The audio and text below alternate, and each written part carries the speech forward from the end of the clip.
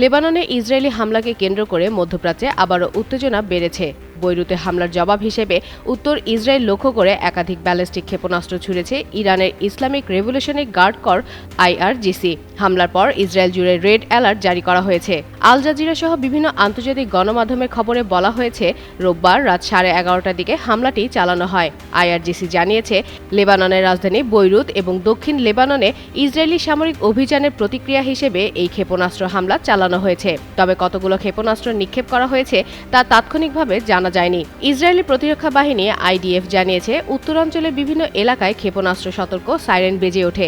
পরে তারা জানায়, ইরান থেকে ছোড়া একাধিক ব্যালিস্টিক ক্ষেপণাস্ত্র শনাক্ত করা হয়েছে।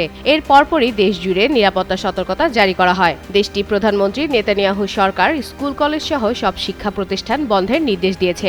পাশাপাশি নাগরিকদের নিরাপদ আশ্রয় কেন্দ্রে অবস্থানের আহ্বান জানানো হয়েছে। ইরানের রাষ্ট্রীয় সংবাদ মাধ্যম তাসনিমের বরাদে দেশটির সামরিক কর্মকর্তারা বলেছেন, লেবাননে ইসরায়েল তার আগ্রাসন বাড়িয়ে সব সীমা অতিক্রম করেছে। অন্যদিকে ইরানি কর্মকর্তা মোহসিন রেজাই সামাজিক যোগাযোগ মাধ্যম এক্সে দেওয়া এক বার্তায় বলেন, লেবাননের যুদ্ধবিরতি লঙ্ঘনের জবাব হিসেবেই এই হামলা চালানো হয়েছে। 8 এপ্রিল যুদ্ধবিরতি কার্যকর হওয়ার পর ইসরায়েলের বিরুদ্ধে এটি ইরানের প্রথম হামলা। তবে তাৎক্ষণিকভাবে কোনো হতাহত বা বড় ধরনের ক্ষয়ক্ষতির খবর পাওয়া যায়নি।